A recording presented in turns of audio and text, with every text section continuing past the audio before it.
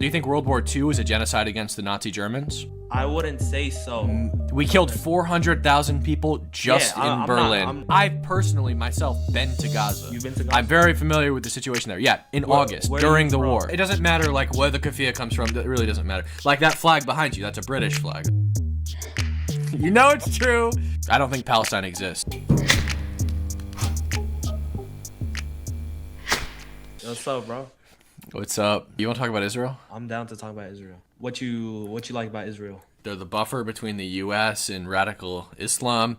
They test all our weapons for us. They're locked into a contract. They have to buy our aircraft. They can't produce their own.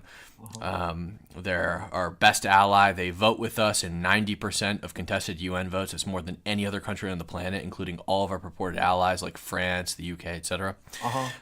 They send relief teams after disasters in the United States. They're just awesome, man. Why don't you like them? I mean, I don't necessarily hate them. I just think what they're doing is wrong. What are they doing? Just like genocide. There's committing. What is a genocide? What is a genocide? It's the mass murdering of an ethnic group. Really? So by that definition, virtually every war in human history is a genocide. Huh? What's up? Can you repeat that? The mass killing of a particular ethnic group, if that's the definition of genocide, then virtually every war in human history is a genocide. Give me 1 second. All right, can you repeat that? Yeah, if your definition of genocide is the mass killing of a particular ethnic group, then virtually every war in human history has been a genocide. No, not necessarily. I don't believe that because the war right now, I don't think it's a genocide. The Iran-Israel war. There wasn't mass. You're right. The current war is more just a mass killing of the entire government of Iran, rather than there's not a lot of collateral in the war. With Iran. Take World War II for example. Do you think World War II was a genocide against the Nazi Germans? Against the Nazi Germans? Yeah. I wouldn't say so. We killed 400,000 people just in Berlin. I'm not educated on how many Nazis. Yeah, that's gonna be at like if you consider the highest possible calculation of Palestinians killed in Gaza, that's going to be 4 times as many people killed just in Berlin over a similar duration of time. You understand that, right? Yeah. So if you're saying Gaza is a genocide, then Berlin definitely also has to be a genocide, considering every single person killed in Berlin was of the same ethnicity. Yeah, I don't think what's it called, a genocide. Oh, it's just the Holocaust where millions of people die. So every war in human history prior to modern advancements in missile technology was a genocide. So. Really? Yeah, I'd say so. And I think that is just completely brain dead. I don't think that anyone ever would agree with you. I think that obviously a genocide has to have a few different components to it. Of course, it has to be mass killing. It also has to have intent to mass murder people, not kill them as collateral, but to intentionally kill them. Yeah, sure, dehumanization is fine. That's fine. I think Israel's they're intentionally killing Gaza. Can you prove to me that they're intentionally trying to kill civilian Gazans? Their excuse is Hamas is hiding in the basement. Which is true. It's not an excuse. It's true. The church. There's churches that they've blown up. Well, no church has been blown up. A church got hit with a Catholic church got hit with an errant mortar shell. It didn't get bombed, first of all, and second of all, a couple bricks fell off. I know exactly what church you're talking about. I've seen it. It's not I've personally myself been to Gaza. You've been to Gaza? I'm very familiar with the situation there. Yeah, in August during the war. Where are you from? I'm from the United States of America, the best country on the face of the planet, baby. To say that they're intentionally killing Gazan civilians, I think, is a little bit outlandish, especially considering the steps they've taken to avoid civilian casualties, like dropping leaflets, like mass phone calls, mass text messages, setting up safe zones, shipping in tons and thousands of tons of food aid for the civilians. Why would they waste money? They're starving. I have family in Gaza. There are pockets of starvation because that's what happens during war. But there is food in Gaza, and the Israeli government is allowing it in. When I was there in August, there were 700 tons of food aid sitting in just one little tiny. There was enough food aid just in the UN humanitarian zone to feed every Gazan in the strip. UN humanitarian zone currently, they claim that there's level 5 starvation here. That there's a famine. There's no food in the Gaza Strip. Israel has shut off food and water to the Gaza Strip. But look around me. Food. It's all food. Look at this. Food. Cholesterol-free food. Check over here. see what we got cooking. What's this? Meat. Got meat right there. More meat.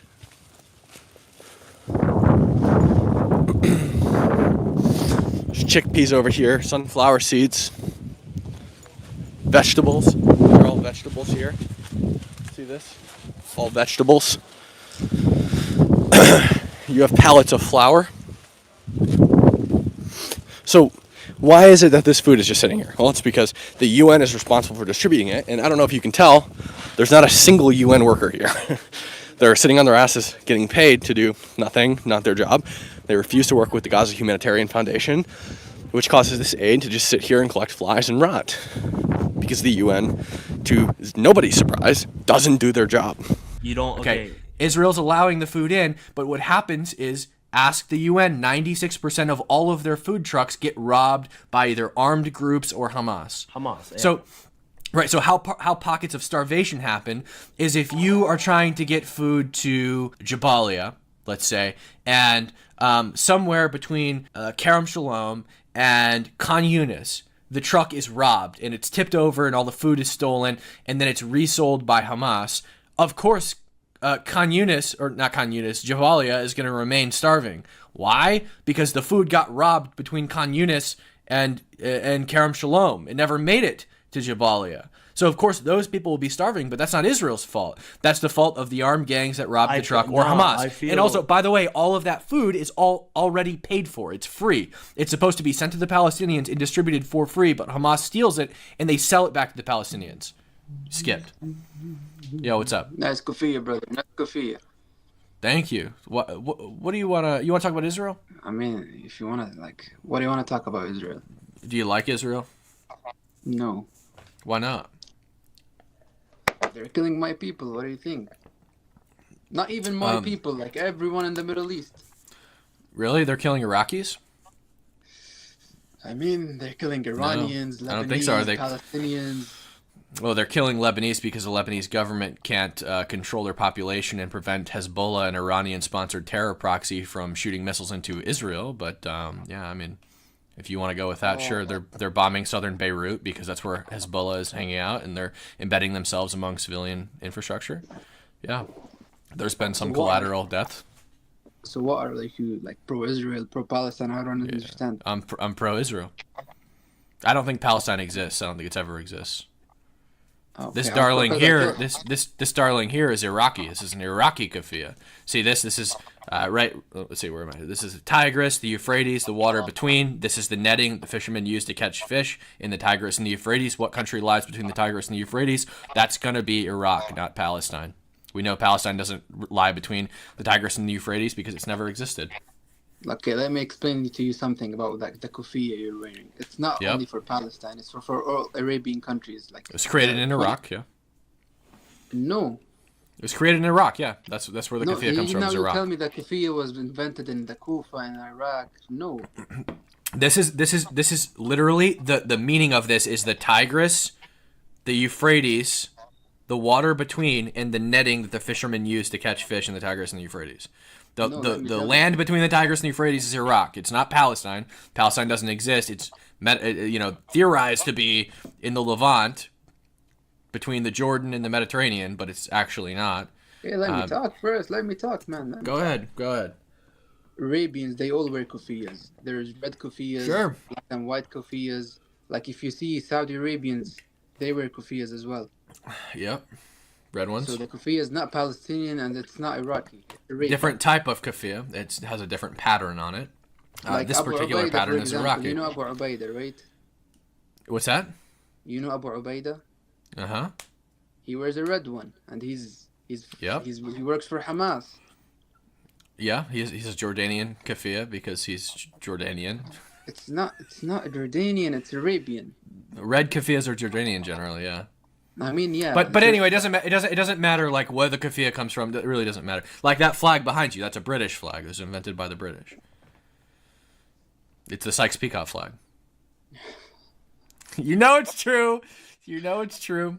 It's how can I say it? You know, like before the Ottoman Empire fell. Yeah, The Arabian countries, like 1917. they were all like one country, like they were one Ottoman big Empire. country. Yep. Yeah, The Ottoman Caliphate. Yep. yeah, it was all one big country. There was no Palestine, there was no Uh-huh. Jordan. We were all one. The There Ottoman was a Empire Jerusalem. fell. Okay, there was Jerusalem, of course, but the Yeah. Ottoman Empire fell. The British Yep. came. They took Palestine, Jordan. The French took Lebanon. They took Iraq. Syria as well. Yep. Syria, and they drew the borders. Mm-hmm. But at the end of the day, we were all like one big country. Yep. So I don't care if you think this is British, but it represents Palestine now. Yeah, but the problem is that like there never rose a Palestinian country in that land. There was never a defined nation called Palestine. There was never a Palestinian leadership until 1993, when Israel graciously gave a portion of the West Bank to the Palestinian Authority and created the Palestinian Authority themselves. There was never a Palestinian country there, so that's my hang-up. And what we have now is, you brought up the war in Gaza, and the reason there's a war in Gaza is because the Gaza is run by Hamas, which is the Islamic resistance movement that broke into Israel and killed 1,300 people. Yeah, but Israel killed more people now. Right, but not unprovoked. What does provoked mean? They didn't attack first. Oh. I mean, they were like people in Gaza. They live like not even like as second-class citizens. They live. They have. Well, the people in Gaza aren't under the Israeli government. They're under the Hamas government. So if they live as second-class citizens, that's probably a problem they should take up with the Palestinian government, not the Israeli government. No, but like we both know that Israel is like covering Gaza from all the way they like. I don't know. I don't know how to say it in English, but. But the reason that is, the blockade went in place in 2007 after Hamas mass executed Israelis. Like, that's why the blockade went into place. They couldn't behave themselves, and they should. If there were a terrorist state on the U.S.'s southern border, and the Mexicans were breaking into the U.S. and killing people in mass numbers, and it was coordinated by their government, certainly we should put a blockade on them and prevent them from coming here. I mean, up until October 7th, I mean, it's not even a full blockade. Up until October 7th, Gazans were crossing the border every single day and working as migrants in Israel. Yeah, but it was not easy for them to leave Gaza. Like, they had to get like papers and a lot of stuff just to leave Gaza. Well, they lived under a terror regime who's, by the way, like Hamas's charter says, it cites a hadith from Sahih Muslims that says the day of judgment will not come about until Muslims fight the Jews, killing the Jews. When the Jews hide behind stones and trees, the stones and trees will say, "Oh, Muslims, oh Abdullah, there's a Jew behind me, come and kill him." It's not exactly a people that you want to just let freely enter your country. Yeah, talk a little bit. Talk slowly.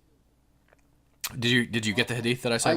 I get Okay. what Article you're talking 7. about. Like, yeah, we Muslims believe at the end of time that we will take Jerusalem back.